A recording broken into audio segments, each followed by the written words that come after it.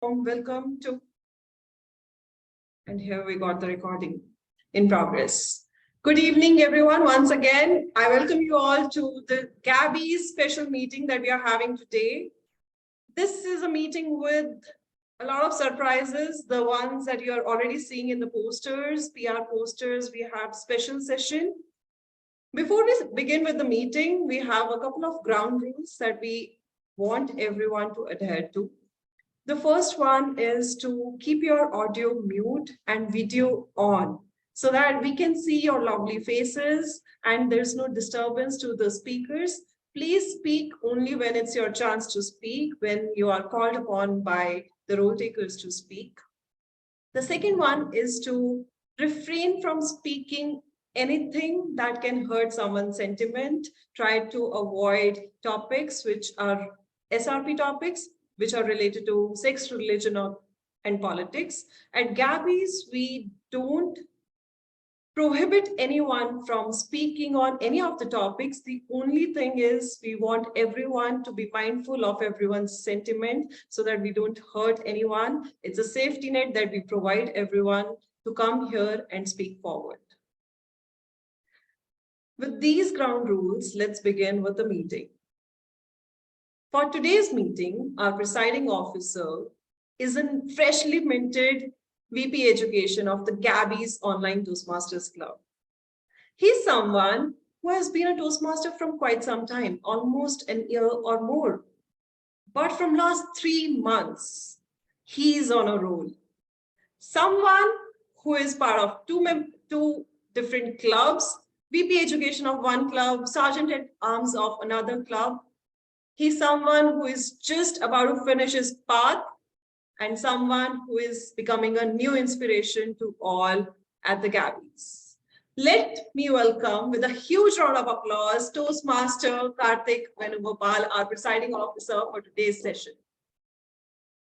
Thank you for such a warm welcome, fellow Toastmasters and guests. That was DTM Nancy, our Sergeant at Arms for today's meeting. Can we have a big round of applause for her? A very good evening to all of you. It's my pleasure to be presiding over the Gabbys special meeting. I would like to welcome and acknowledge the presence of all the guests to our meeting. I would request everyone to stay till the end of meeting, as at the end, I will call you to ask for your valuable feedback. Moving on, I would like to call upon the Gabbys special meeting to order. Dun, dun, dun, dun. For the benefit of guests, I would like to reiterate that Toastmaster is a home to people who wish to face their fear of public speaking. Now, moving on to our meeting, we have a special meeting today. We call it as a special meeting where we have our special projects done by our dear Toastmasters from Gabbys Club. So to move on with the special meeting, I would like to call upon the Toastmaster of the day. So for today, Toastmaster of the day is Toastmaster Sanjana Garai. Toastmaster Sanjana Garai is a student of IIT Varanasi and she is currently pursuing her BTech and MTech in maths. Oh, maths. I'm not so good in maths. And I really get amazed by seeing people who are so good in maths. She loves riding her dad's Meteor, playing badminton, reading books on business, trekking, and wakeboarding. She's keen to start her own brand that will bring about positive change in society. That's a good will. I hope you pursue your will. So let us call upon the Toastmaster of the day, Sanjana Garai. Over to you. Firstly, thank you, Presiding Officer, Toastmaster Karthik. So I'm Sanjana Garai, your Toastmasters of the day. Thursday. Must have been a busy day at work, right? So before we dive into the meeting, let us play a small and fun game to celebrate the theme for today, which is color psychology. This game is called the Color Scavenger Hunt. So I want all of you to switch on your videos, please, while I brief you about the game. All of you whose videos is switched off, please switch on your video. It's going to be a real fun activity. So let me brief you about the rules of the game. We're going to have two teams, Team Violet and Team Indigo. Okay, so I'll make the teams. Now, your and I will tell you a color.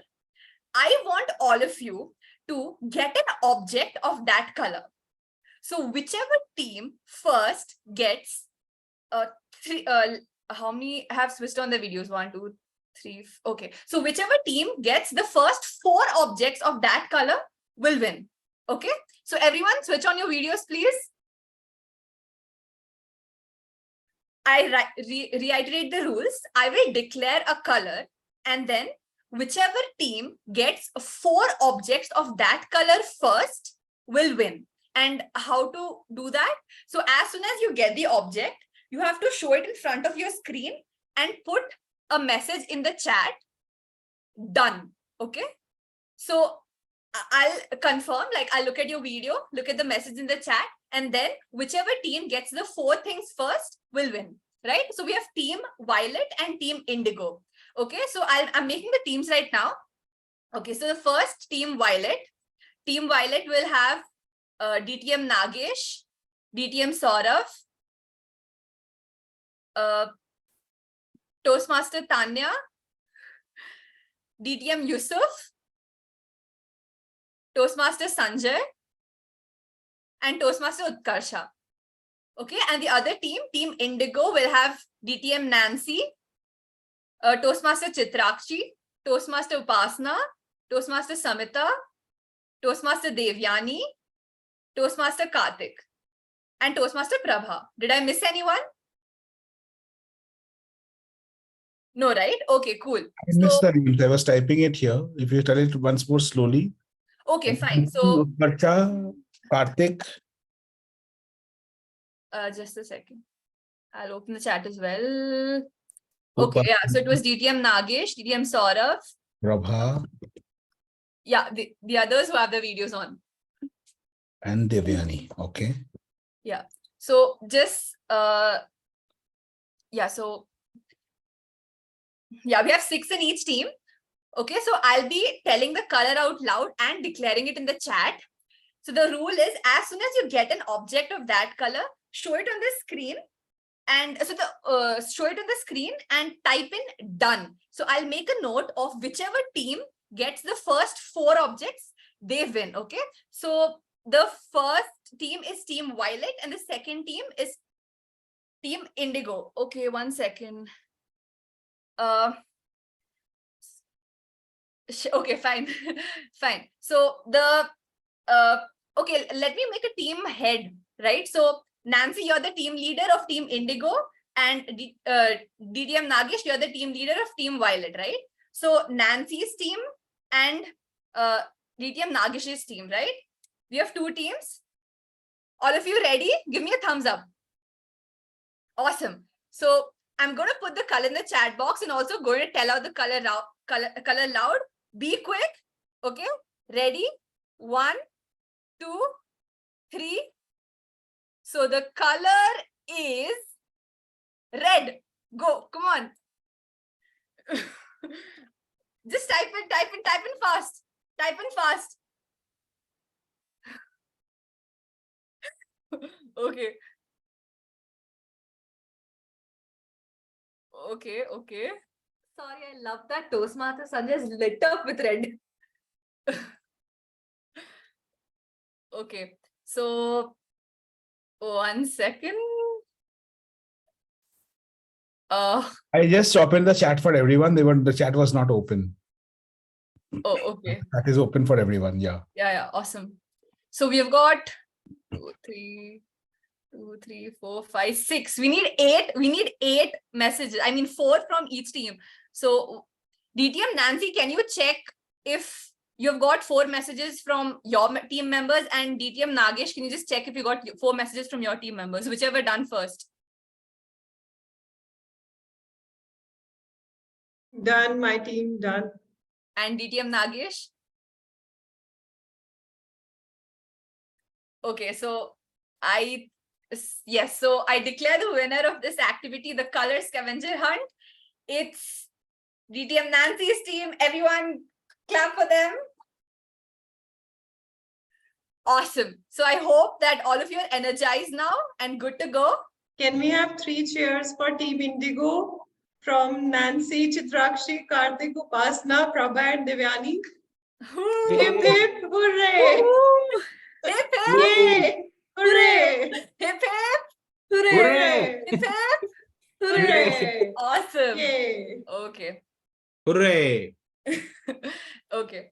So today is a special meeting and hence a special agenda.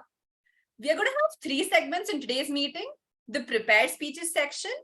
Then instead of having a table topic, we'll have a panel discussion.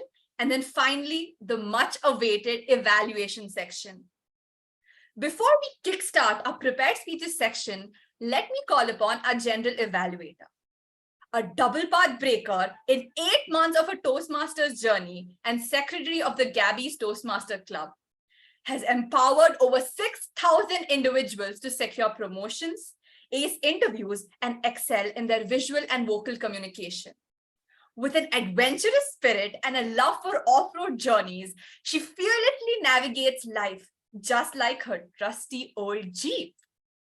Driven by her passion for making a meaningful impact, she aspires to positively transform the lives of 1 million individuals by 2033. Let us call upon the one and only Toastmaster Chitrakshi Witch. The stage is all yours. Thank you, Toastmaster Sanjana. As is the rule with Gabbys, there is always feedback for everyone. Nobody goes home without a feedback. And hence, those who don't get a direct evaluation get an evaluation from the general evaluator. So throughout the meeting, I would be making notes on what we've done very well and where are the areas of improvement so that we get better and better till we become the best. Although we are the best, but still. I can't do this alone. And today, I still have lesser people than I would have liked. Nonetheless, let's start with my team, the team of a timer with me. The timer for today is Toastmaster Utkarsha Vaidya, who was born and brought up in Amravati, Maharashtra, an aircraft maintenance graduate who enjoys traveling, reading, and cooking. With that, Toastmaster Utkarsha, could you please tell us your role for today? Hi, everybody. Thank you, Chitrakshi, for such a lovely introduction. Okay, as a timer, I'll be noting down the time taken by the speaker and also for the panel discussion. And for the speech, for the Devyani speech, the time limit is 15 to 20 minutes. So at 15 minutes, I'll show green card. Yes. Okay. At 18 minutes, I'll show yellow card, and for the 20 minutes, it's red card. And for the panel discussion, the timing is 20, 30, and 40 minutes. So at 20, I will show a green card. For 30, it's yellow, and for 40, it's red. And at the end of the meeting, I'll be sharing my report. Thank you. It takes a special meeting to get some special people back, and that's exactly what has happened with our timer. I've seen her after so long. It's so good to see you and back with a bang, showing the red and green cards all around.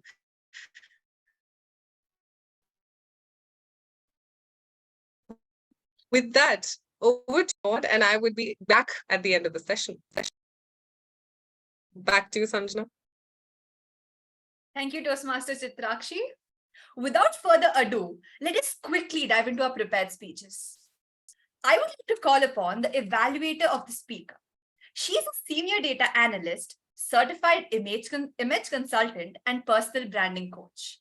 She is the VPE of the Gabbys Toastmaster Club. Let us greet with enthusiasm DTM Nancy Goel. Over to you. Thank you, Toastmaster Sanjana. My target speaker is attempting a project from her path presentation mastery. This is a level 4 project, elective one. That's question and answer session. The purpose of this project is for the member to learn about and practice facilitating a question and answer session. The purpose of the speech is for the member to practice delivering an informative speech and running a well-organized question and answer session. The member is responsible for managing time so that there is adequate opportunity for both. The time duration for this project is 15 to 20 minutes. Apart from the general parameters of clarity, vocal variety, eye contact, gestures, audience awareness, comfort level, and interest, I would also be paying close attention to the response, the way the speaker is responding to all the questions, the facilitation part of it, how she is facilitating the question and answer session, and time management, whether she is able to manage time effectively or not. With this, I wish all the best to the target speaker and hand it over back to our Toastmaster of the day. Thank you. Thank you, DTM Nancy. Now I would like to introduce the speaker for today. She says, my dad would describe me like the jack of all trades and master of none. It's like the proverb was made for her. She is currently pursuing a bachelor's in political science and economics. The real reason behind this degree is because she loves to talk. Another thing she loves is dancing and frequently participates in her college fests. So put your hands together for the one and only Toastmaster Devyani Nair.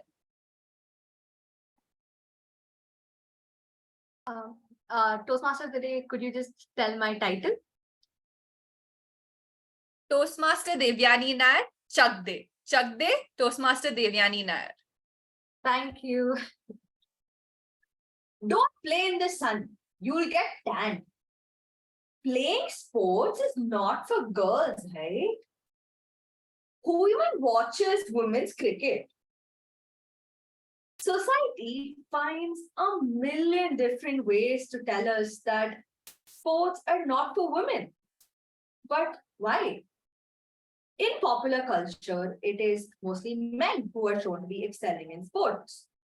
Athletic women are shown as out-of-place tomboys and outcasts. And off-screen, this very discrimination persists within the sports industries. 40% of women in professional sports face gender discrimination, and almost 30% reporting sexual harassment from male colleagues. This very discrimination translates into a lack of support for women from audiences too.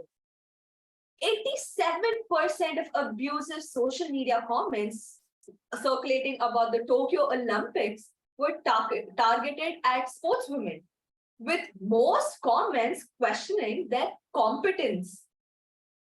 In a BBC study, I remember that I was reading, 50% of the respondents who were in the UK could not name a single sportswoman, and up to 42% felt that women's sports were not as entertaining as men's sports are.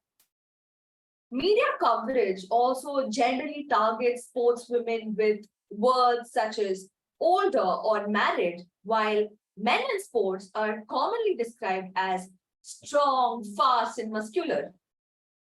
Numerous studies show that instead of portraying women athletes as skilled professionals, the media unduly sexualizes them, focusing on their hair, makeup, body shape over their professional life and their athletic qualities.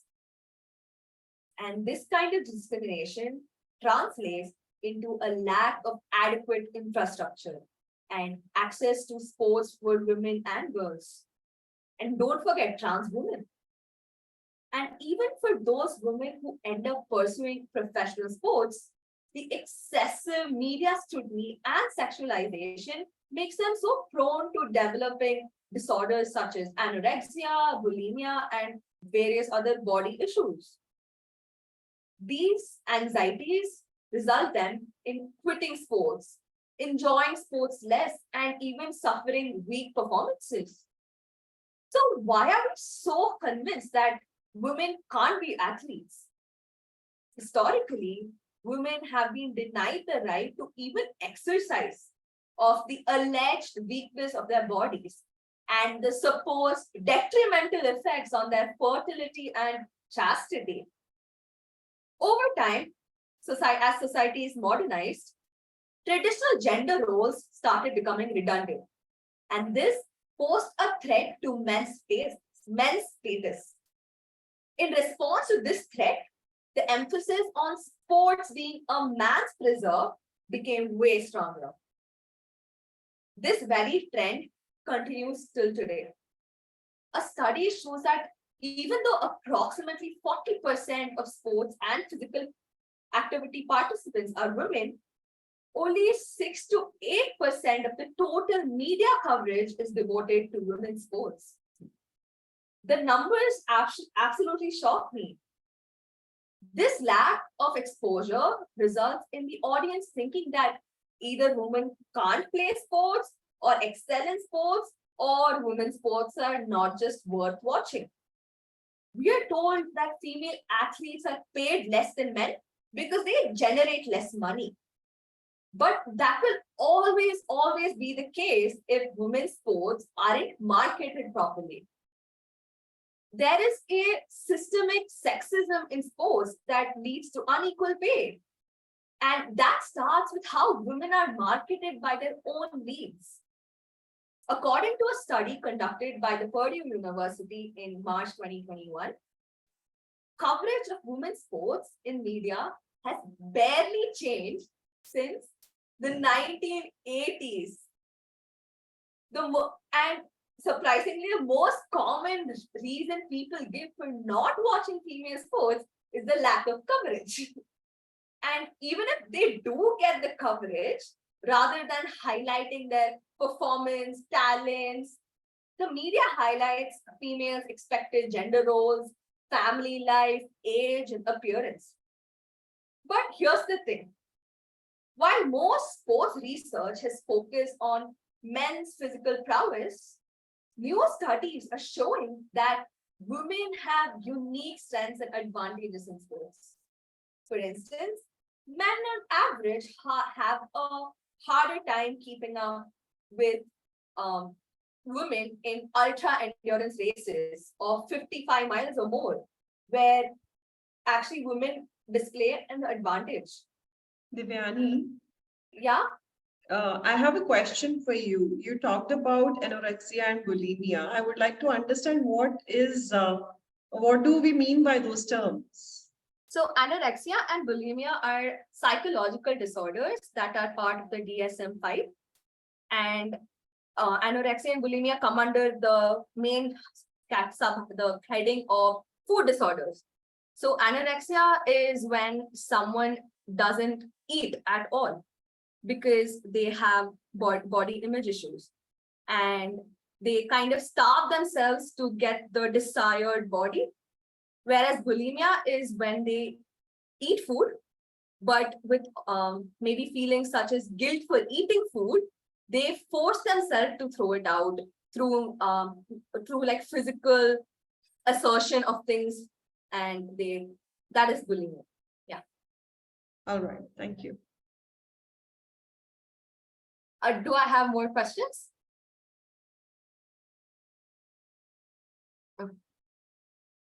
The need for this hour is to support women playing sports, back professional sportswomen in their fight for better pay and resources, and play our part in dispelling the gender stereotypes in the world of sports.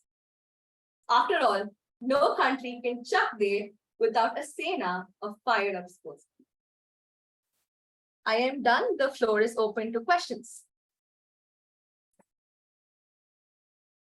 I have a question which is not related, not really technical, but and since the question is for you, and also maybe I want to ask Sanjana as well, because Sanjana is also one of the champion badminton players of the country. Why? I mean, do you think that this topic of women in sports is less relevant now, the controversies around it, than it was before?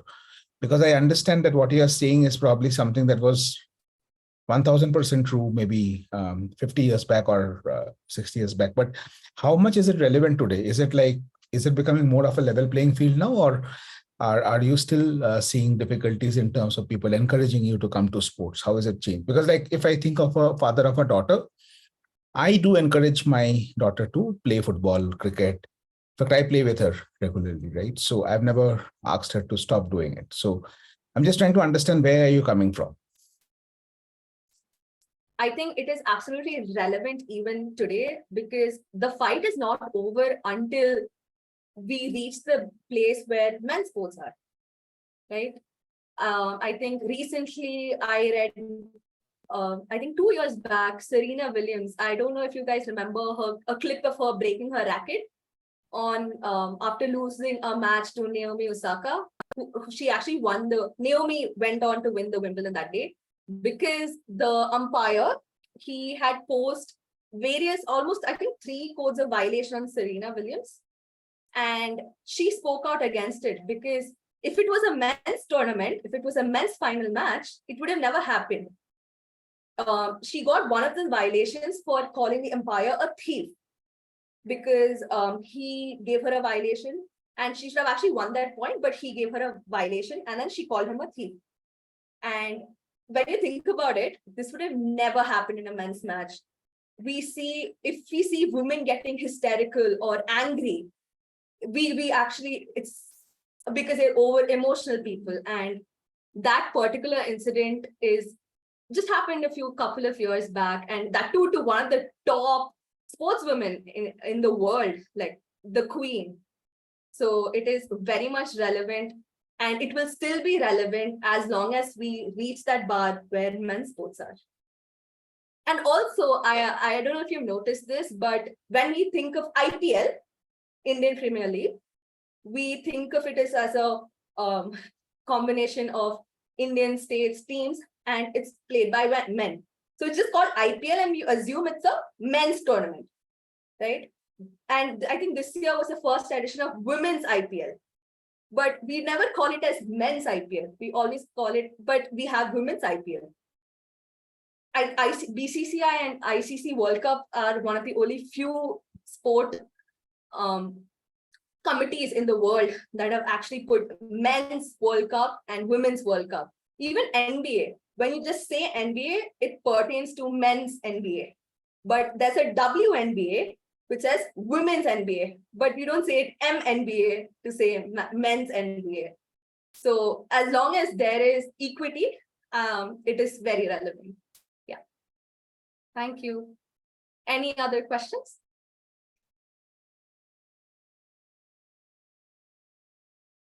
Yeah, do you still think that we are living in a world where still women's sports is not very much acknowledged? I do think that we are sadly living in a world where women's sports aren't acknowledged as much as men's sports are. I think the wrestlers' protest that has been happening recently really sheds light on the struggle women have to go through to get their voices to be heard. It is very sad, and we need to keep fighting and speaking out until we are relevant enough and given as much importance as men are. Thank you. Any other questions?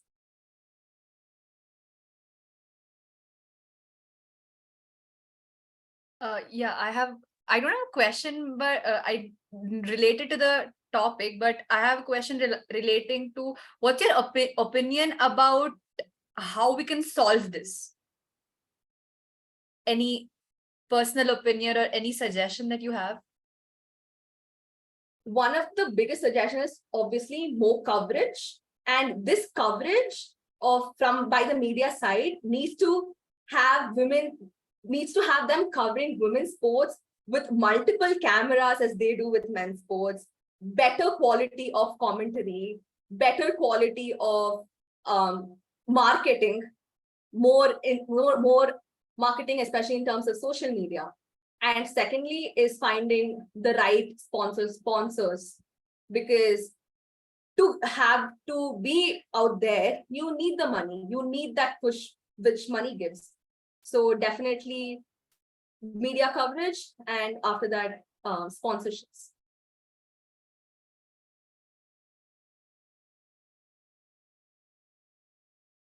I'd love to take more questions. Oh, not a question, but I'd like to disagree with you slightly about whatever you said in the last comment, because And I'm saying this not for the sake, because it's a project, because I strongly feel that the difference will start happening when the change begins at home. So if you take Sanjana's example, if you would have heard her introduction, she said that she loves riding her dad's Meteor.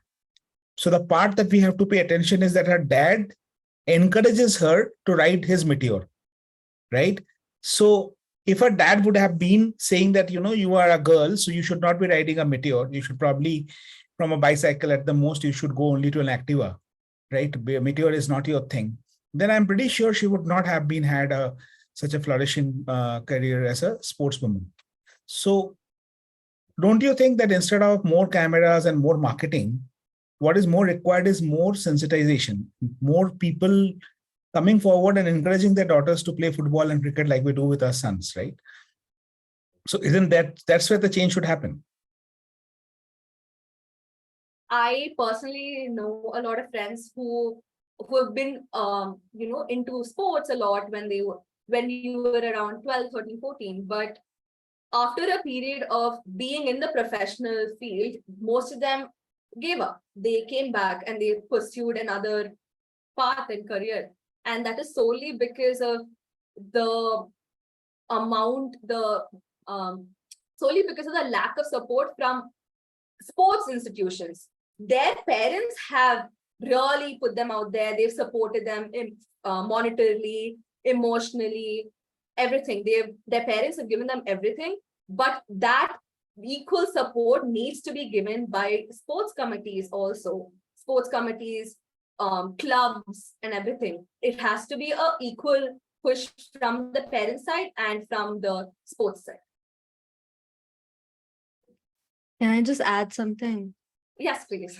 I also feel like agreeing to women's sports is fine, but I feel like there are not enough audience. As women, I feel like we should also watch the sports as a way to like support them, because there are not enough audience, which is why they don't get enough sponsors or marketing, because that's why men's sports, they get a lot of advertisement, marketing, sponsorship, because they have a huge audience to support them as well. And that does not happen a lot with women's sports. I totally agree. It is a cycle basically. Because of no coverage, because of no audience support, because of no sponsorship, and all these three are completely intertwined with each other. And we really it's a systemic issue that we need to fix. I see a question in chat by Toastmaster Nageshwaran. Like to know a little more about sports management committee. Is 1/3 at least women in BCCI or any sports management committee? Okay, thank you for that question. I'm not really aware about how much of the panel in the management side of these sports committees are women. I'll read up on that.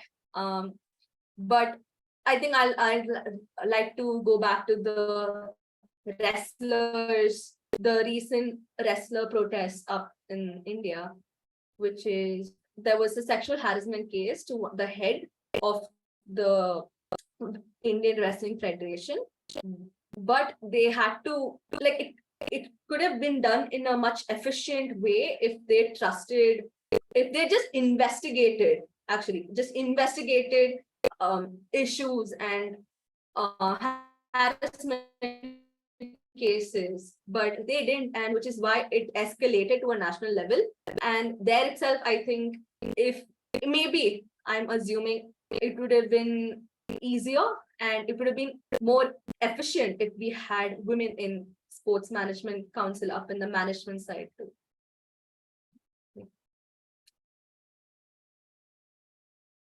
Is that it? How am I doing with time? Can the timer please tell me how much time is left? So now you have taken 17 minutes. Okay. I think I have 3 more minutes left. If anyone wants to just have a discussion rather than a question answer session or anything, we have time. So.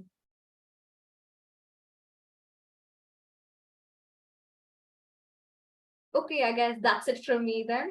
Thank you so much. I love talking to everyone here and sharing opinions and listening to them too. Back to the TMOD. Thank you, Devyani. That was a very nice discussion. Can we have a big round of applause for her?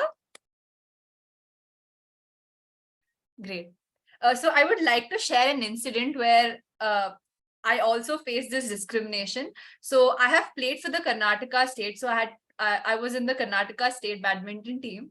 So I remember that there was a state tournament coming up. And so before the state tournament, obviously the practice is really vigorous. We work on our stroke. So basically the smash you see in badminton, we work on that, the drops and all that. I'm not going to technical terms. So we're having this training session, and I remember it was a smash training session. You know, the smash when the player jumps and just smashes the shuttle and it goes with lightning speed. So we were having this training session, and then I remember the coach told the boys to practice for 5 sets and the girls to practice for 3 sets.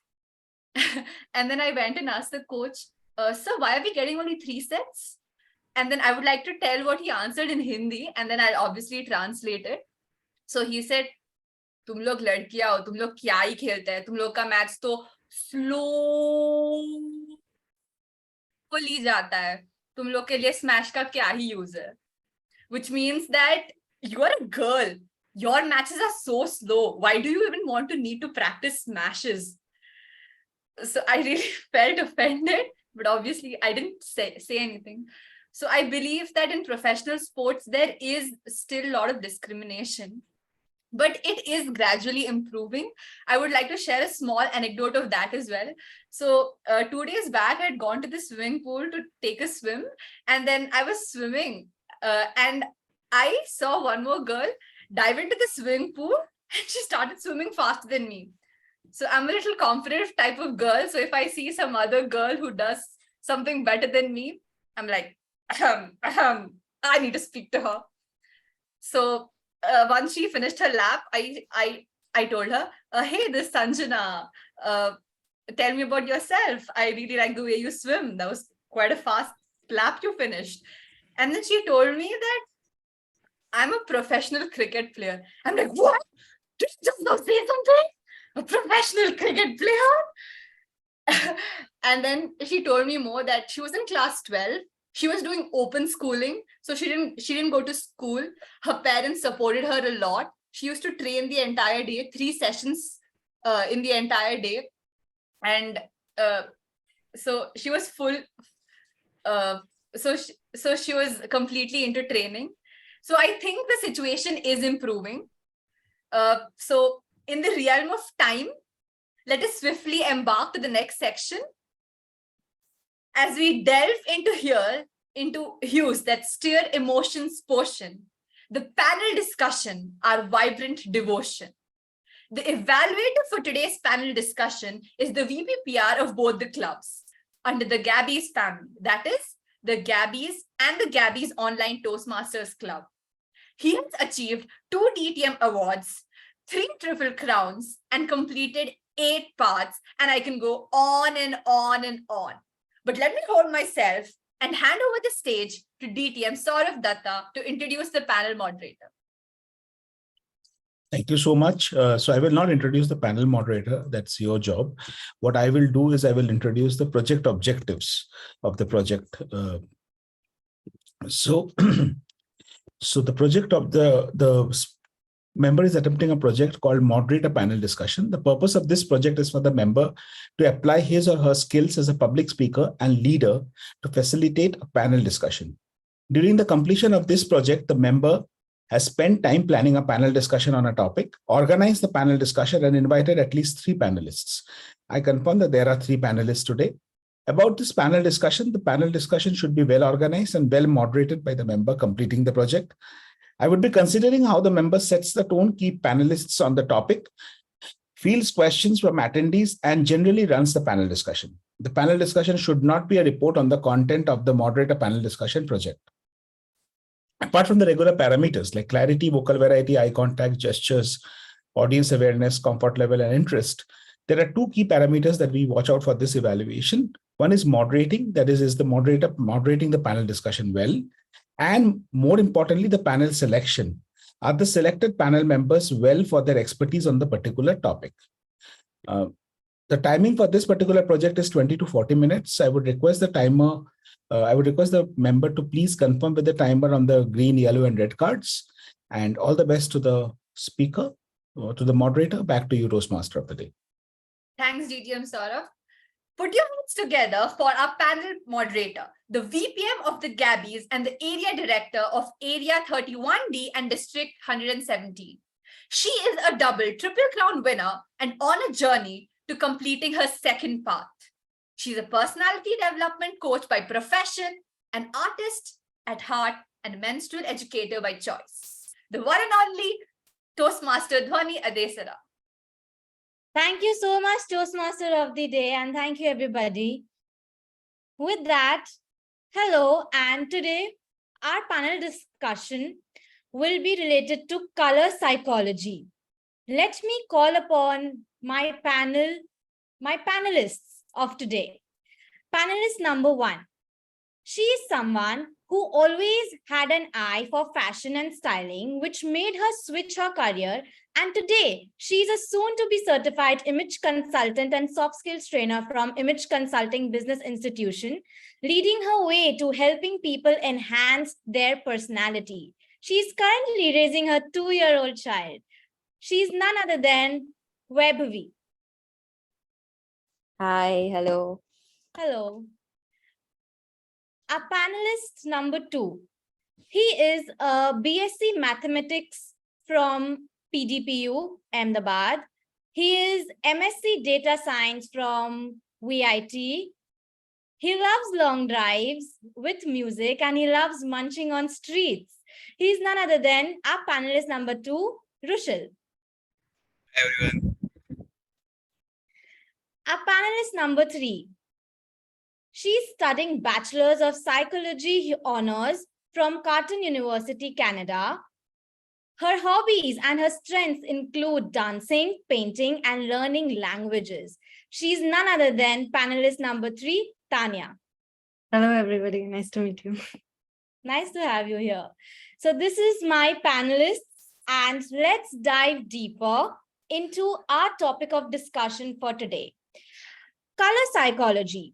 As we all know that colors play a very important role in our life, right?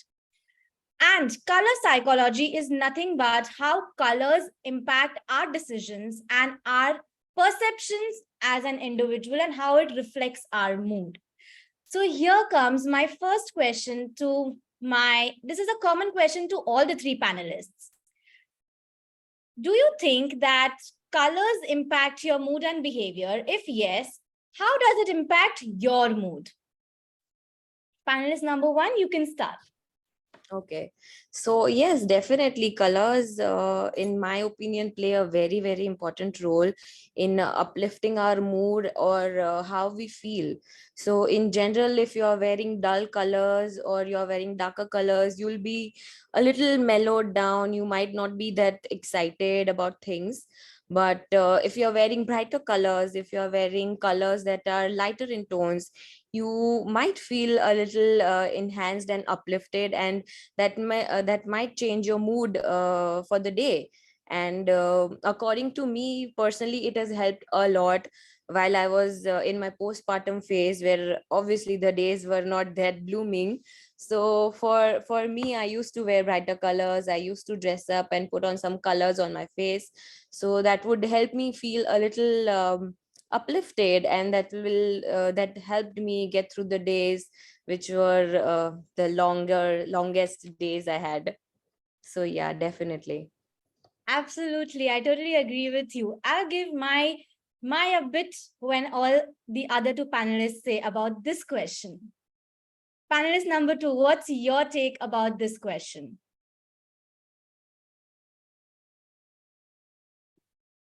During the academics year, am I audible? Yes, you're audible now. Yes. Yeah. So as a student, yes. So we have our routine fixed, right? We have our subject based in the whole semester. So sometimes days get monotonous, all the subjects and homework So during that time, not every day you are very cherished, you are very into your perspective. So sometimes wearing like your favorite colors like blue, mine are blue, orangish, yellowish. So the wearing our favorite t-shirts, hoodies, and all along with fragrance uplifts our mood. It goes like it pushes you towards the end of the day and makes your job done. Yeah. So that's how it goes. I think we lost you at your last line. If you could just repeat that.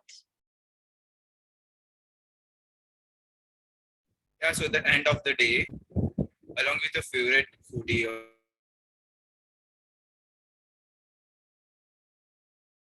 Okay, how about we come to you a bit later. Let's move on to panelist number 3. Tanya, what's your take on it? Hello. Yeah, I feel like colors do have an effect on my mood and as well as the people around me. As I've studied psychology, and this is scientifically proven that it is known as color psychology, and I use it in my life. As if I'm going somewhere, I wear brighter colors, tones like yellow, orange, to attract people that are the same energy as me, and in different scenarios as well. In work environment, I use color psychology in different ways. With my friends, I use it in different ways. So yeah, it really affects my mood and as well as the people around me. Absolutely. I totally agree with all the 3 panelists here that yes, colors have their impact with me as well. I am an artist and I use colors. I play with colors. When I am in a mood to paint something very lively, I use colors which imitate my mood. Colors like yellow. Yellow symbolizes happiness. It helps me to put down my emotions. Yellow, for that matter, bright colors, pink, neon green. So these are the colors that I play with as an artist when I'm in a very happy and very jovial mood. And I totally agree that yes, colors have its impact. With that, let me come to my next question to our panelist number 1. Now, according to you, what are the certain challenges that the fashion industry faces with respect to colors and its association? So, according to me, initially, the fashion industry used to be a lot different rather than it's right now. Currently, it's all about cuts and patterns and blings. And generally, if you see, it's all about muted tones, muted colors. You see nudes, you see more of blacks, you see more of darker colors. But initially, as I know or as I have seen, it was always colorful. So if we see Ranveer Singh currently, he is the one who is always who seems comes out as a very lively personality. We don't know him personally, but the way he dresses, he's always colorful. He's always in a mood that you'll also feel energetic seeing him. You wouldn't know what he's feeling, but the way he's portraying himself, using the colors, it's just colors on clothes or whether on his body or whether with some accessories. But currently I think I can only relate to him right now, that is that colorful. But generally it's the styling is all about patterns and cuts in the fashion industry, as I see from my point of view. And definitely I would want to see a lot more colors, and I would want to see how brighter the industry is, because we all look up to it for you say inspirations or daily dressing, and they have become our role models, right? So we want to imitate them, and I think the easiest way to imitate them is using the colors they wear, so we can have that kind of personality, so people can see us as a lively person as we see Ranveer Singh. Absolutely. I think you've taken a really great example, and we all can relate to you at this aspect when you spoke about Ranveer Singh. Fashion industry is one of the industry which is top notch, and we imitate the actors and what they wear. Hence, they become the brand ambassadors in future, and they wear their clothes around so that they work as an inspiration. So when they play with the colors, people definitely would want to play with the colors. So I totally agree with you on that aspect. Coming to my second panelist, Rushil, what's your go-to color and does it determine your personality? Yes. So my go-to colors are, when I'm out with friends, so I like to wear shades of blue, like blue, orange, yellow, where I want to be part of the group. I want some kind of attention from them. But like if I'm working in a corporate environment, then I like to keep my shades like white or grayish. Yeah. So that's my take. Right, I agree that. And right now I can see you're wearing shade of blue, which means you want to portray that you're being cool right now. Yeah, that's how your personality is reflecting. You are somebody that, like you mentioned, that you're somebody who likes to be a bit calm and bit relaxed. So I mean, yeah, blue is a color which determines a person's calmness, and blue is associated with calmness and peace for that matter. If you see out, you see the sky for that matter. And when you see the sky, it's blue and it's so soothing to your eye, right? When you would want to feel happy, when you would want to feel relaxed, you would just watch out, you would look up and you would feel good. Don't you agree with me on that? Surely. Yes. Right, absolutely. Coming to my third panelist, your question is, are there any psychological difference in how men and women perceive colors and respond to different colors? Yes, definitely. There are different how men and women respond to color is quite different. Even in so it mainly depends on where you're grown up, your personal preferences, and even cultural factors. For women are generally attracted to warm, softer tones, which is why society usually links pink as a girl's color, for example. And men are usually attracted to more bolder tones, more darker tones such as blue, dark blue, black, as a way to seem more dominant, more cool.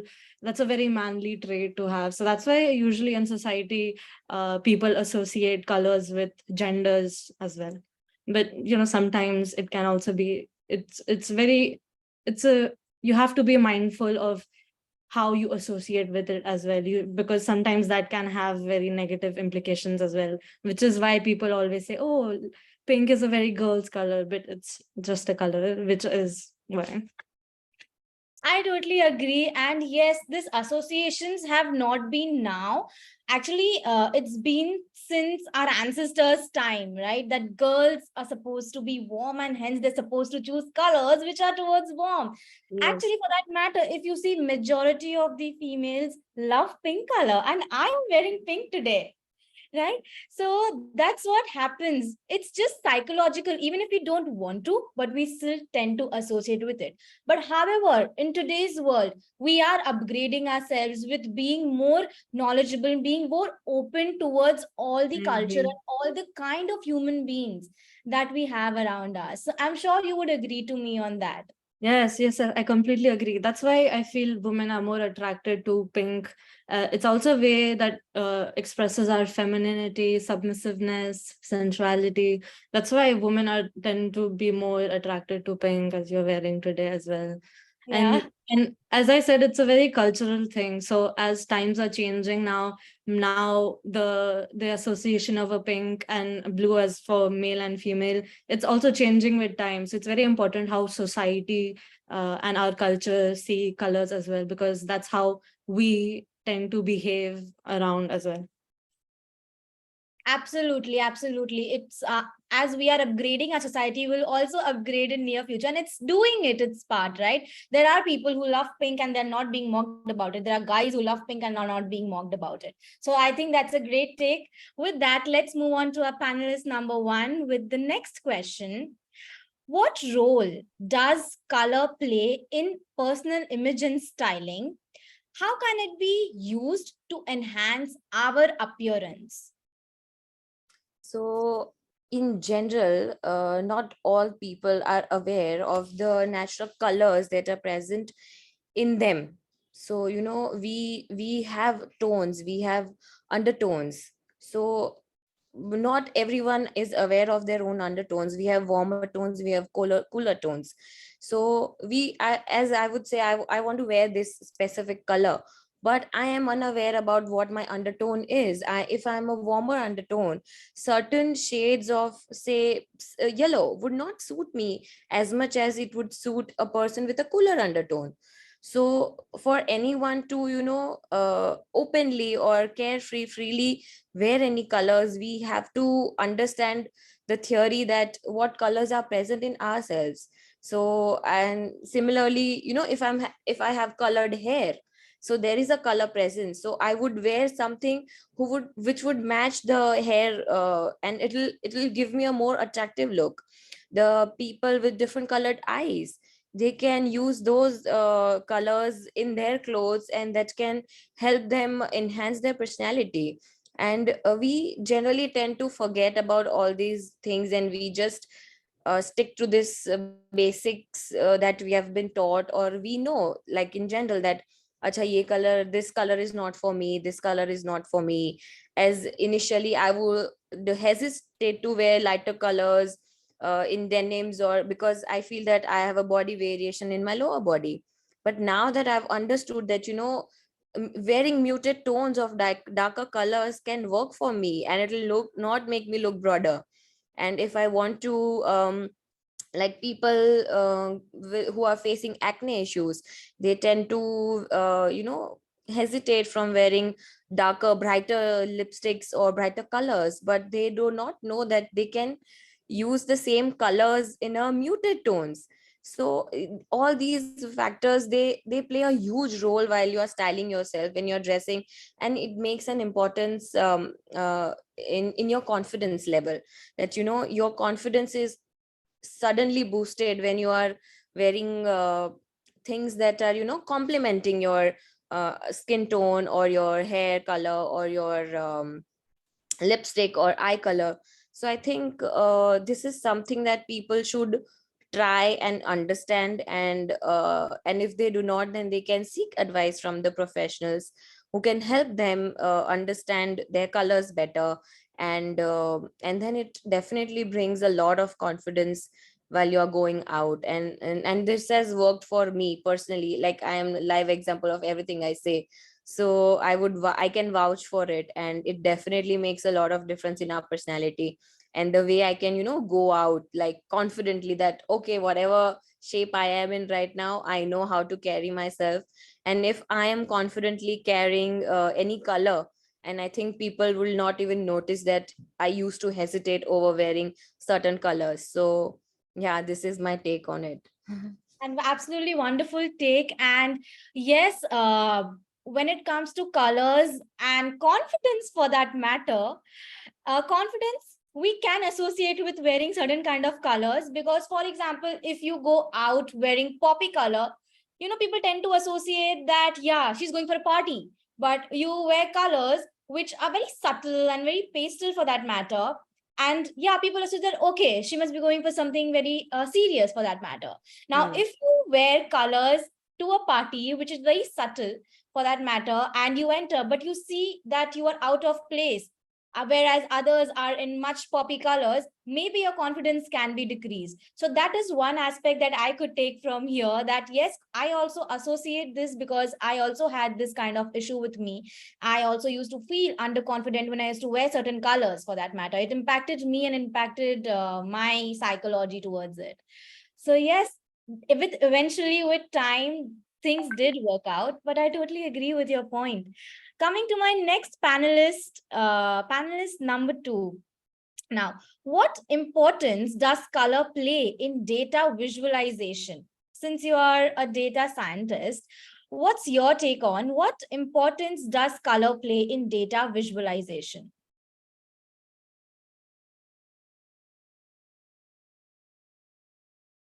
I think we've lost technical glitch. No worries. Let's move on to our third panelist. And I'll come back to my second panelist once the technical glitch has been fixed. Yes. So coming to Tanya, Your next question is, are there any common misconceptions about colors or myths that people associate with colors and its impact? Oh, yes, definitely. Sometimes people can be really fixed on what a color means and how it affects them or the people around them. For example, uh, red is associated with aggression, passion, intensity. But for some people, it can be either in hospitals it can mean urgent, like right now it's needed. In traffic lights, red is used for stop, right? And but on the other hand, it can also be used to show passion. If you're going on a date somewhere, you girls tend to wear red lipstick, they tend to wear red dresses as a way to, grab their attention, to show passion. So sometimes people can really be fixed on a universal on a one meaning, which, there are different ways to perceive color. uh, Also, sometimes people tend to forget that culturally and societally, colors mean different things and it's used in different ways. So, for example, funerals. In India, people tend to usually wear white clothes to funerals, right? And that shows peace, tranquility, to show unity, peacefulness. Whereas maybe in America, they wear black to show that they're grieving, they're mourning. It's a dark, somber color. So it really depends on where you are in this time and space. So sometimes people can forget that not all, if you're in a different place, it can mean a different thing. Yeah. So, and also, if you see a black cat, sometimes people are really fixed on color. So if you see a black cat crossing the road, they tend to see it as bad, and it's just a misconception. It's just a color. So I totally agree. I think this one superstition that we all follow is, if a black cat crosses our way, we are not supposed to cross that because something negative is going to happen. And I'm sure everybody in the room, okay, please show me a raise of hand if you have felt this and you have done it for that matter. Please show me a raise of hand. I want everybody to do that. Yes, our panelists are also doing it. Absolutely, absolutely. We all are humans. We all humans have that psychology about certain colors, that if we associate certain colors with certain emotions, and it can create a negative impact as well. So it's nothing like that. If a black cat crosses your road, it's fine. It's not fine. And if a white cat crosses your road, it's totally fine. You can go. It's nothing like that. So yeah, I really liked your take on this. With that, let me move on to our second panelist. Yes, your question was, what importance does color play in data visualization? Yes. So when we deal with data, it's mostly in Excel, right? And numbers on spreadsheets are pretty boring to look at. And you can't even infer what the data is telling. So even we have data pre-processing step where we first visualize, we use data visualization techniques. So in that, to get, for us to move into a direction, we need basic data visualization. So in that data visualization, suppose I'll tell you an example. So suppose we all know, like, assume this is an x-axis and this is a y-axis, and we are trying to infer sales, right, of different products. So in our, everyone knows bar chart, right? So suppose our product one is TV. So first one is TV. Then our product two is mobile phone. And our third product is, let's say, microphones.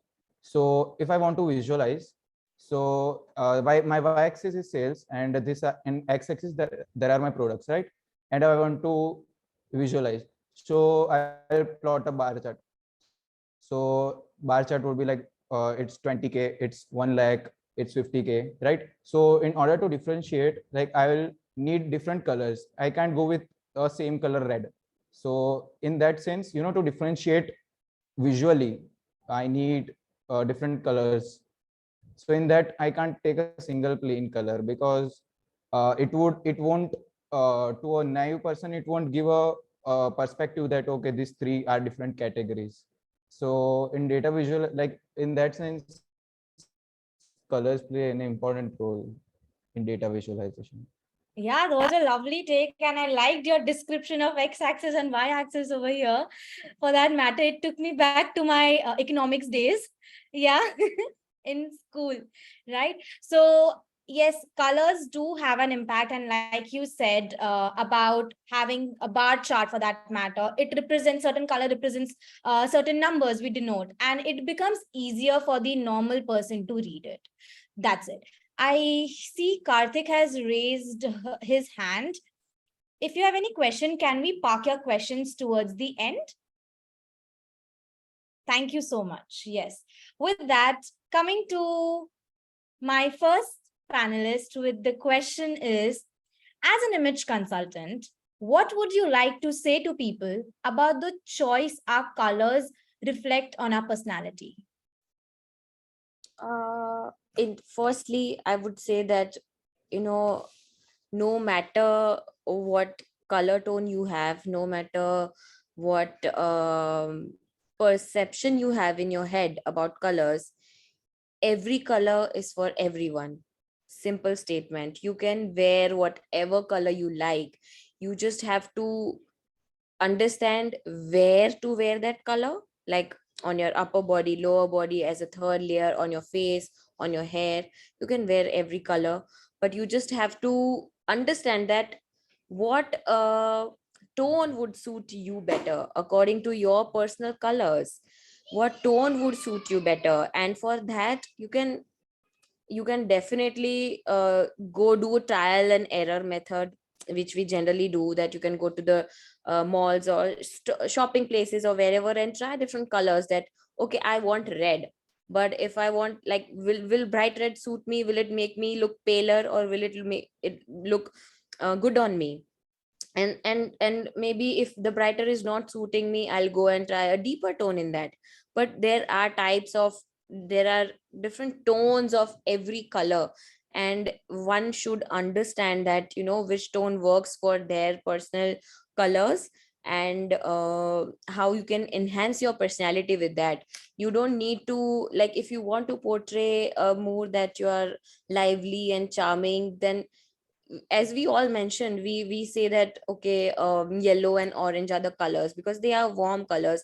They throw light, so we think that, we can only portray a vibrant personality through that colors. But no, green can also do the job.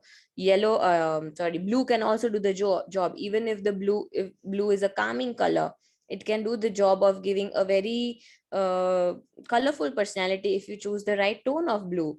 So for each of us, we need to know that, what color will suit us, and in which tone will it suit us, and confidently we can carry every color. And am I missing about anything about the question? I think you've covered the major part of the question, and colors do have an impact on us. And yes, every color is for everybody, like you've mentioned. It's just our misconceptions and our preconceived notion that we all have, we intake and we carry forward with us with respect to certain colors and its association. As a painter as well, I have also used safer colors and have not experimented with colors, initially when I started painting.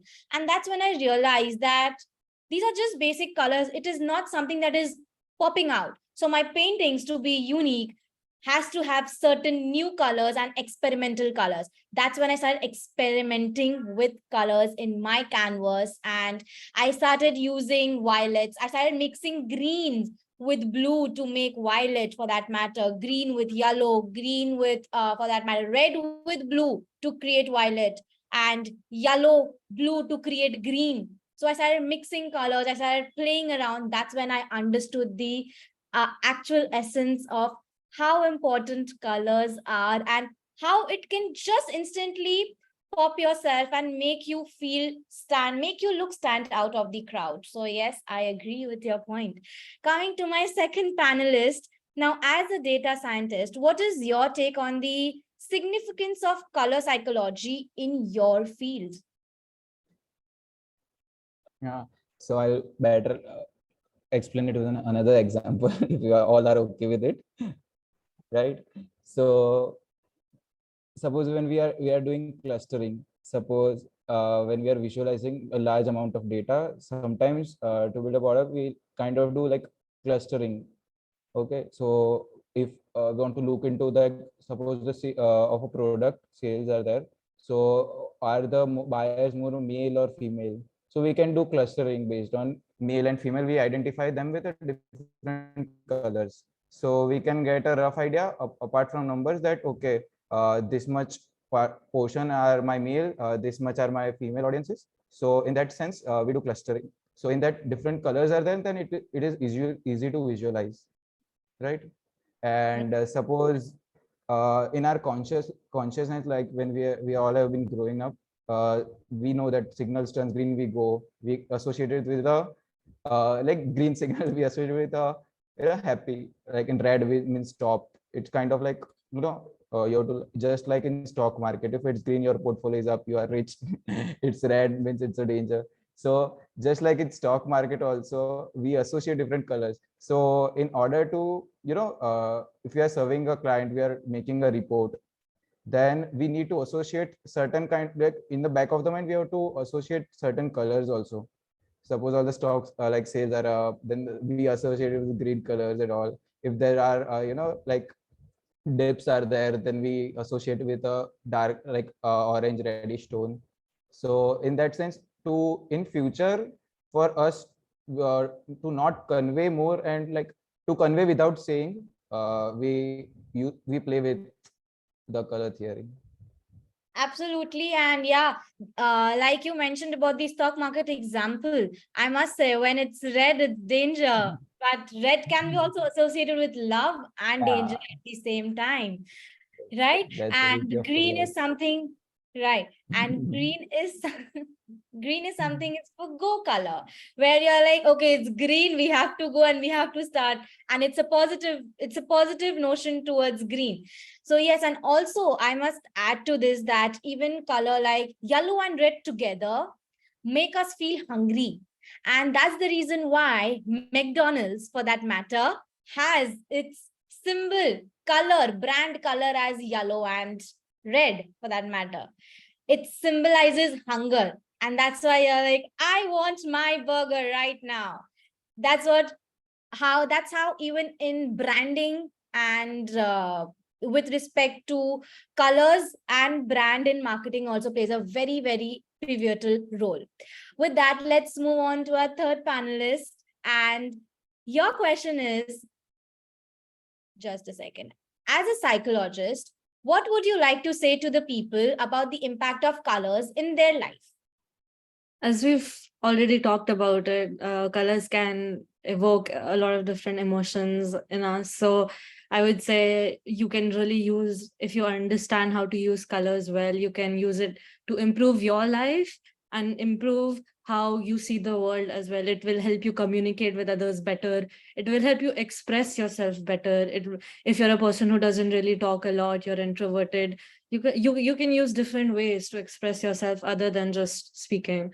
As Dhani said, McDonald's, for example, they use red as a way to show, as it's a fast food restaurant, so you get it instantly, right? So that's why as hospitals use red, McDonald's uses red in another way. So it really is, that means colors can be very subjective. It depends on how you use it and what you are trying to communicate. It's very individualistic. Yeah, that's it. And you can really enhance your life in much better ways. You can use it in branding, marketing. You can, that's why office spaces, they usually have neutral pastel tones, beige, blue, in a way to show seriousness as you go. That's why grocery stores, they have green as a way to show that they are promoting healthiness, freshness. So there are different ways in different aspects of your life, no matter what field you are in, no matter what way you want to use colors, it can be used, and it's very subjective. Absolutely, color. It can be, it's very subjective. And yes, I totally agree with you on this aspect that colors are associated with, it's very subjective, individualistic as well. Everybody has their own set of colors, and when you open your closet, you will find only the set of colors that comfort you. And when I open closet of, let's say, DTM Saurav Datta, it would be depicting his personality for that matter. So Okay. everybody has their own personality, and your wardrobe also defines yourself. Hence, don't feel afraid of playing with colors, because colors are the soul and it understands and it reflects you as an individual. With that, we are open to questions. Anybody has any questions? Yes, Divyani. Hi, that was a lovely panel discussion. My question is to either the panel moderator or panelist three. You said that I think in the second question you talked about how women tend to like softer, muted tones because it shows femininity and just the motherly nature, I guess. But don't you think, as women, we are conditioned to think that we should like muted tones, we should have a softer personality, because I think it's the way society is built, that we're conditioned to think, oh, we're good multitaskers, oh, we must like pink. So like, don't you think it's that more than just saying that as women who we must like pink because we love muted, because it's associated with our core traits? Thank you for your question. Yes, that's why I mentioned in the beginning that it's a very societal and cultural thing. It's very individualistic of how you view and where you are from. But generally, that where do these societal conceptions also come from? It's also because generally women tend, it's a very scientific thing as well, that women tend to generally go for softer pastel tones because that's what they're attracted to. That's why people have these stereotypes of why women are always attracted to pink. So it, both society and psychology play a role. So if society now talks about a lot about how, no, pink is also, boys can wear pink, girls can wear pink, it's very, so now as we go, you will see guys who will start wearing pink, who will be like, okay, maybe I do like this color. So as society develops, evolves, our choices and our perceptions also change. Yes, and I hear in the chat that DTM Nancy says that she loves wearing black and white. Yeah. I mean, white also symbolizes Show of power and peace at the same time. exact. Thank you so much, Tanya, for that. To complete my sentence. Yes. With that, Karthik had a question in between, please. Okay, so just wanted to know the panelists and panel moderators, what are your favorite colors and why? Okay. Yes, my favorite color is ivory. Why? Because it shows sophistication and it shows peace. And I just love it. There's no more justification to that. Yes. Okay, so in my case, until I was studying regarding colors, I had a lot of blacks and whites, as I can agree to Nancy and Devyani also in the chat. I have most of my clothes are blacks or whites or prints of it. But now, if I am to be an image consultant, I have to start playing with colors and surprisingly, I have found love in like various colors. I'm attracted towards yellow with prints for sure. And then I'm attracted to lilac currently. I'm attracted to a lot of greens right now. So for me, it's a shift, and I want to transition from the neutrals to colors and prints. Right.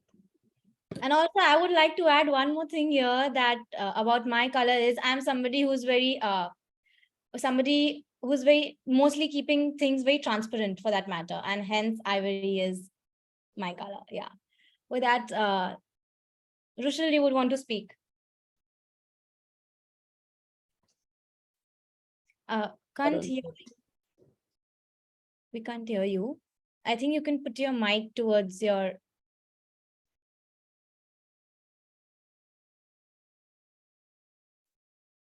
Okay, still can't hear you.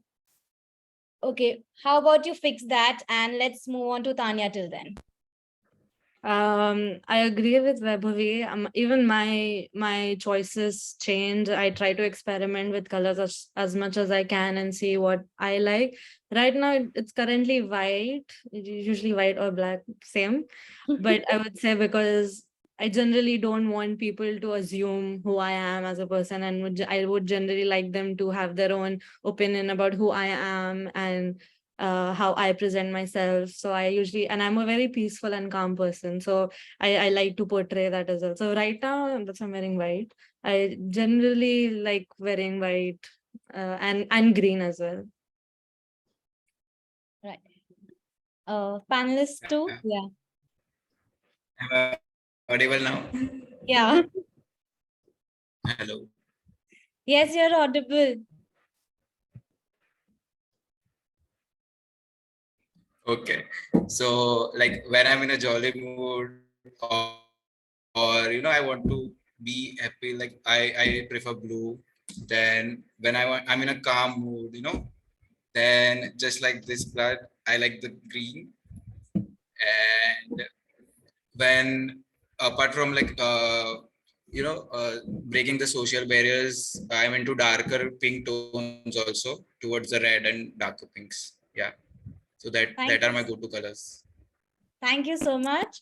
I hope, Parthiv, we've answered your question. We can take one last question as we are running out of time. But since I can see DTM Saurabh raising his hand since quite a long time.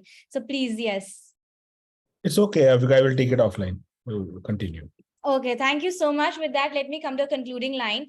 It's okay to experiment with colors. I experiment with colors on my canvas, trying to implement that in my real life with my clothing as well.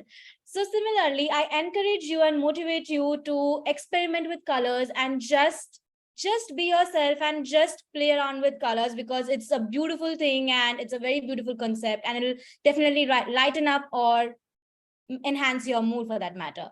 Thank you so much, everybody. We've come to the end of the panel discussion. Back to you, Toastmaster of the day. Let's give a big round of applause to the panel moderator and all the three panelists. Awesome. I learned so much about color psychology. In the interest of time, let me quickly hand over the stage to the general evaluator, Toastmaster Chitrakshi. The stage is yours. Thank you, Toastmaster of the day.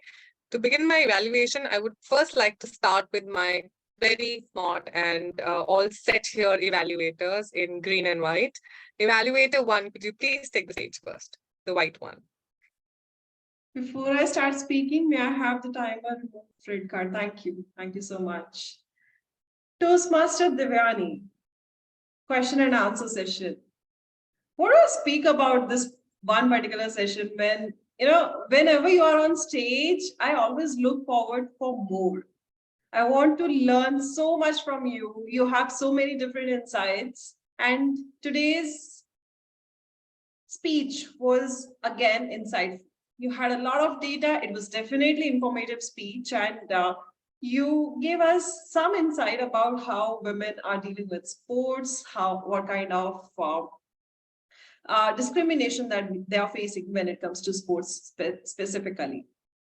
That was one part of your project where you needed to share an informative speech. The second part was to facilitate question and answer session. You had a couple of questions during the session. When you were attempting those question and answer round, I have a few suggestions for you. First thing first, during the speech itself, you never mentioned at all, when are you going to take questions? Whether we should be asking you questions during the speech itself or you would be taking questions towards the end, we were clueless. Like you talked about anorexia, bulimia. Yes, I know what it is, but I wanted to check how active are you during the speech, whether you are taking cognizance of your audience or you are just prepared to speak endlessly. That's where I felt you could have been more prepared as a speaker. And your audience would have been more prepared as audience too, if you tell them what to expect. That's one. Second, you didn't mention at all that it's going to be question and answer session towards the end, where you are just provoking them that, yes, whatever I'm speaking right now, ask me questions. That's where you had silence in between. And this could have been avoided if your audience was more prepared. And another thing that would have helped you to not have any kind of silence is to have some data in terms of presentation. Somewhere it's mentioned so that we are not losing track of your thoughts or whatever you have spoken. And we were more prepared as audience to ask you questions.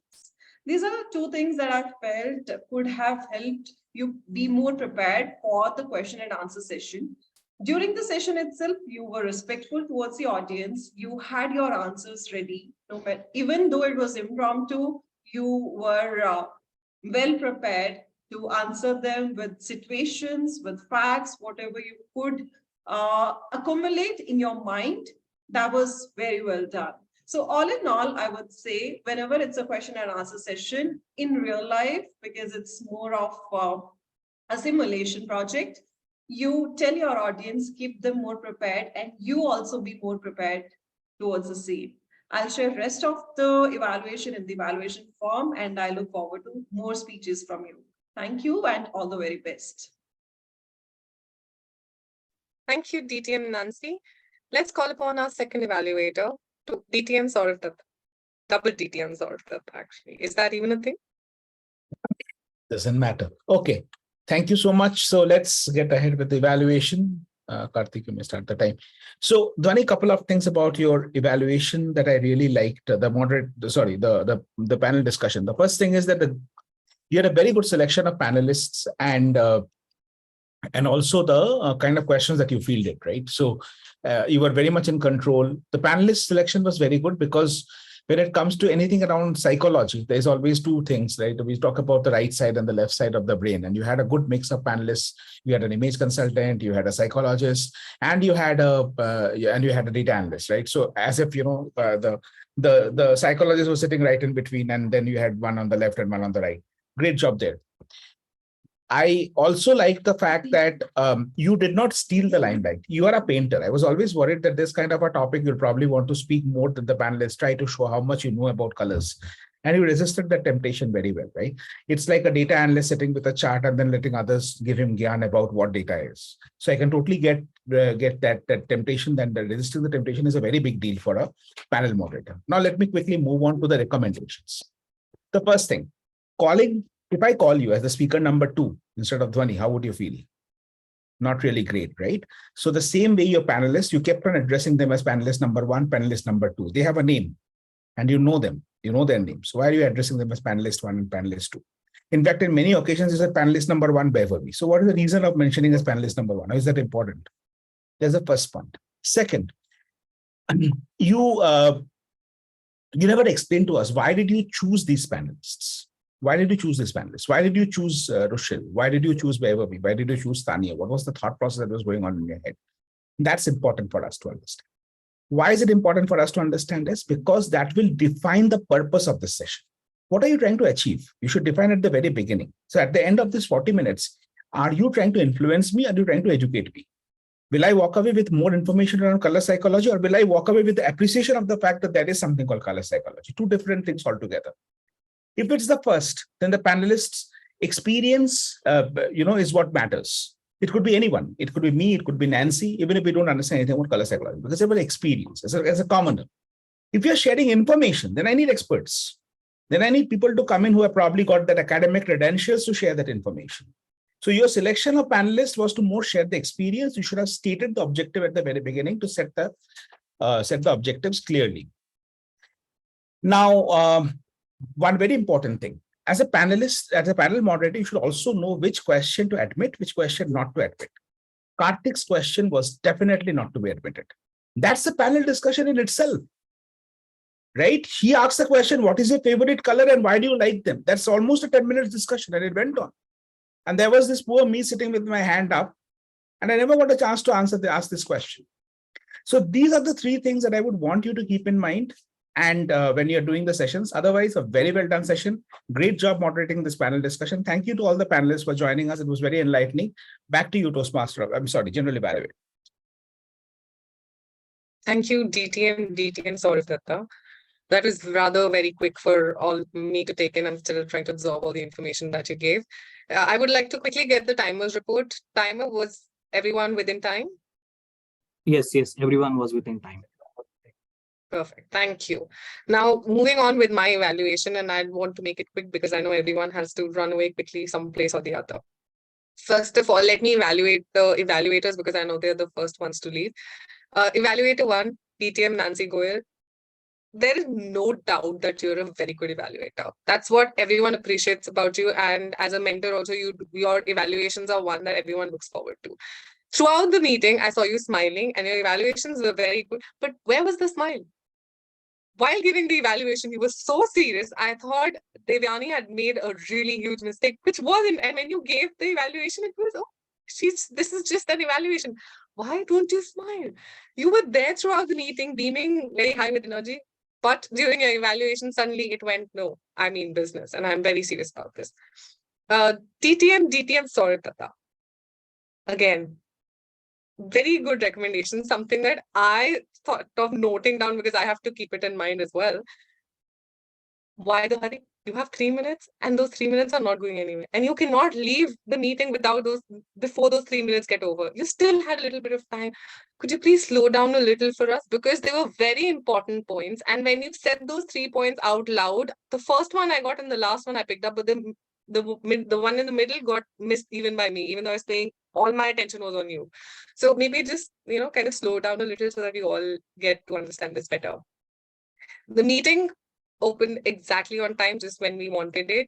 It gets over as the Gabbys. I think this is something that we at Gabbys take a lot of pride in. We never finish the meeting on time because that would be time management. And then we would have nothing else to learn. And so we keep working towards learning and managing time. So if we have 1.5 hours, we make sure it's 2. If it's 2 hours, we make it 2.5. So that's something we also take pride in. But we started on time. The energy that the SAA brought in, I really liked how you took it last minute, gave yourself only 10 seconds, told everyone to just give you 5 more seconds to figure out this, the resource. And then when you couldn't find it, you went ahead and gave it away. One little advice here. We don't know what you're going to say as an essay. The guests don't know what you're expected to say as an essay. So even if you could not find what you were looking for, you should have just gone ahead and said, okay, let me start. And we would have considered those 15 seconds as prep time instead of feeling that you lost out on the resource, because when you came back and said everything out loud, it felt absolutely fine. There was nothing amiss. So maybe, when you lose out on something, you're in a meeting, you're heading it, forget it. People are just listening to you. That's all you focus on. But you did that very quickly, very much like the Gabbys culture. You did not disappoint us and you were right there to back someone up who was not able to make it. Again, team on. Wow. Okay. There is no dearth of energy. And I've seen 2 of our new members who are going all out when it comes to energy. I think I was still a little reluctant about being here and 1.5 hours I have to sit here. But the second you got in the games, we were all there. All of us, most of us switched on our videos and we were right there listening to you, which is excellent. The energy that you brought in, and you also managed everything on time. And a little bit of 5 minutes, 10 minutes here is something none of us can avoid because it was a really long project. So great job done by the team out there.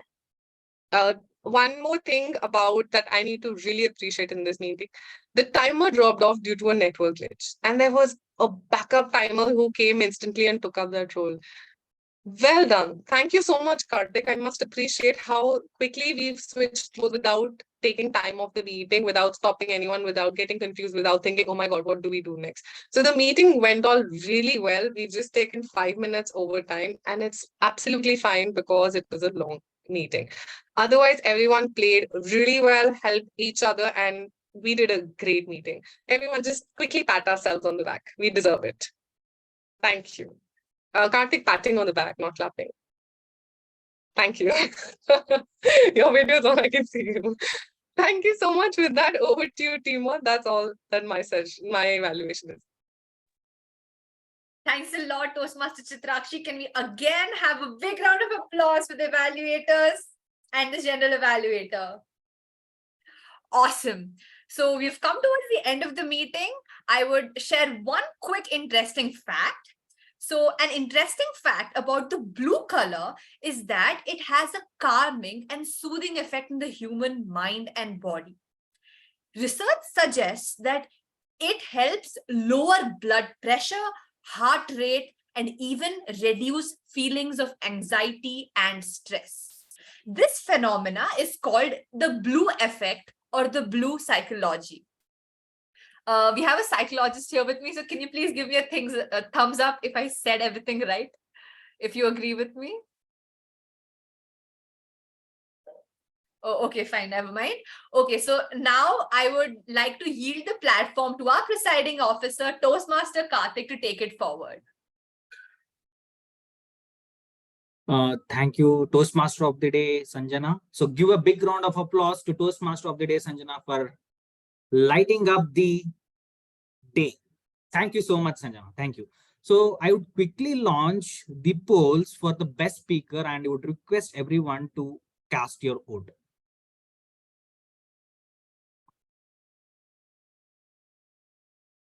So meanwhile, you are casting your vote, I would request our guests to share their valuable feedback, like how did you feel with today's meeting? Do we have any of the guests here? Shalini, Manvi, Shashank, Upasana, would like to know your opinion or would like to know about your, how do you feel with this meeting? Thank you, Toastmaster Karthik. Yes, I was there. Are you able to hear me? Yes, yes. Yes. Sorry for the terrible voice because I wasn't keeping well. The thing is, this is the first time I'm attending Gabby's meeting, and I think the panel discussion was a very, very interesting topic. Usually, I'm the kind of person who likes panel discussions, either be the moderator or the speaker. But it has got to do with colors and psychology. I think it was a very nice topic, very vibrant, and all the panelists, I mean, it's actually very difficult to choose who's the best speaker, you know. I saw that voting link that has come because all the speakers came up with different thoughts, experiences that come from their life and how they have kind of amalgamated the concept of colors and psychology. So I think it was really very interesting. And I've heard a lot about your club. Probably this is the first time I had the time to attend, and it was quite fruitful. A lot of takeaways for me on, because I deal with a lot of high school students and I coach them on public speaking. So I think nice tips from all the young speakers here, which I can incorporate even in my sessions. So I'm always very open to learning. I look out for any platform where I can go learn whatever I can. And it's very interesting to work with youngsters these days. So very, very nice, very interesting session altogether. Thank you, Shalini. I'm glad, we are all glad to know that you like the session. So right now I'm going to launch another poll for the best evaluator. So please cast your vote. Okay, by then I see Upasana here. Upasana, could you share your valuable feedback or how did you feel about the meeting? Excuse me, I think this is not the right poll. Okay. This is the previous one, right? Yeah. Could you just check on that? Yeah, fine.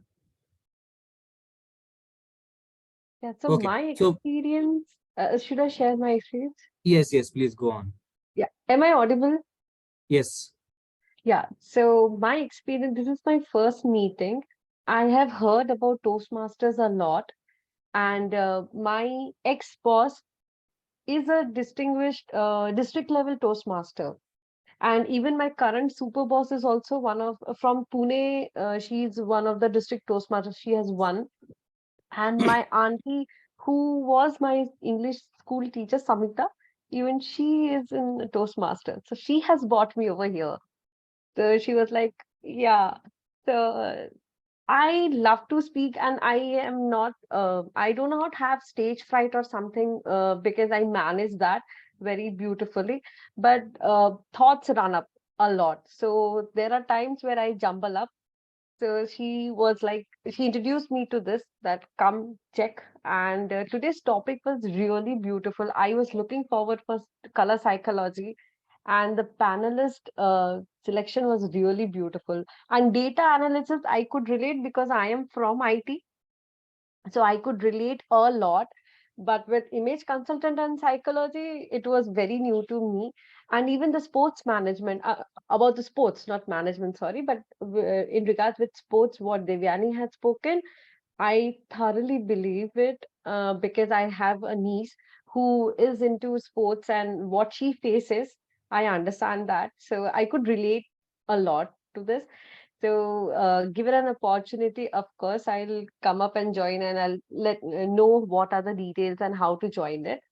So, this was a splendid experience. It's not only gave the opportunity for me to learn, no, but about speaking skills also. Anybody whosoever comes over here, they are not only overcome their stage frightness, but even knowledge also.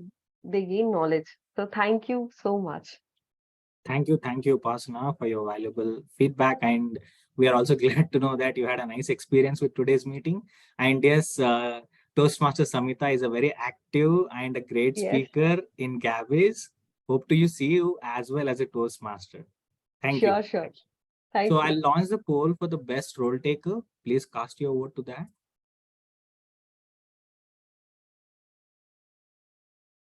Okay, I see our new member, Shilpi. Gabbys new member. So Shilpi, how did you feel, or how did you experience this session, panel discussion? Yeah, hi everyone, good evening. So Karthik, thank you for asking. I mean, this is my second Toastmaster that I am attending. Am I audible? Yes. So since morning, and not since morning, even since last evening, I was wondering what would be this today's color of psychology. This is so interesting thing that even I was thinking what would be there.